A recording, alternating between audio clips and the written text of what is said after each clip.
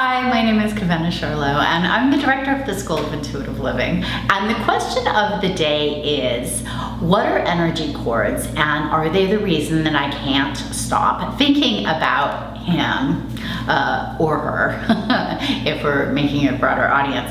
So that's a really good question. So first, energy cords are lines of energetic communication between one person and another. Oftentimes people cord each other through our chakras, although the cords can be kind of set up anywhere.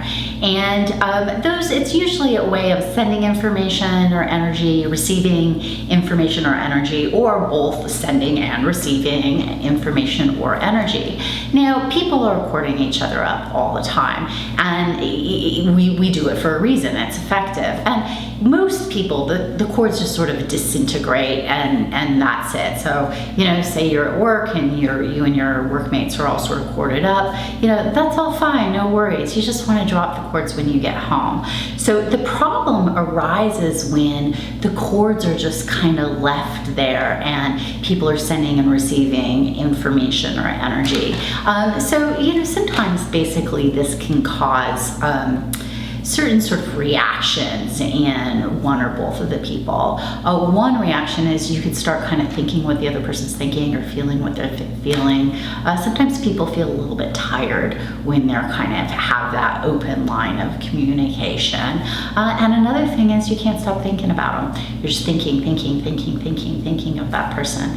And if you want to be doing that, great. But if you don't want to be doing that, then it's nice to learn how to kind of detach all those cords. I teach all of that in the healing class if you're interested. And another way you can tell if you're corded up is sometimes people will actually even get like a little bit of rash, like on their neck, if people are kind of corded in there, or just in various chakras. Now, it's pretty interesting because different chakras are going to kind of hold different information and process different information. So depending on where a cord is kind of coming in, that can affect what's happening for that person. For example, I did a reading on a client who was a public speaker, and he did a lot of public speaking, and he had so many people jumping in his throat chakra because they all wanted to kind of communicate with him and say how great he was, but also he had ideas for what he should talk about. And he for whatever reason, all of those lines of communication had been sort of left open, and basically by the time he got to me, he couldn't write a thing. He was just so stuck. And the reason he was stuck is he had just a lot of that going on in his throat chakra. And so I just kind of disconnected all of that and helped him with that. And then voila, he started getting ideas. Another story I have about cords was for me in healing class when I very first started learning about all this. I, for whatever reason, was showing up to class and I felt pain. I was like, oh, my hip is in so much pain.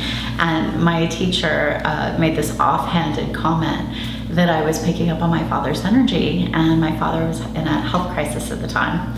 And it was fascinating. We undid the cord, and like that, the pain disappeared. So that was kind of my first introduction to cords and how astounding they were, and how important it was to have some control over your energetic space. And so you didn't have to. So for me, because I was so sensitive, not having to feel pain or emotions or all of this stuff from all of these other people was huge, absolutely huge. So anyway, that is what an energetic cord is. That is why. So if you can't stop thinking about someone, then maybe you still are corded up with that person. And so basically, that is the answer to that question. If you have any questions for me or my blog, please write me. And if you're interested in psychic readings or taking classes in intuitive development, please contact me at KawenaCharlot.com. You have a nice day.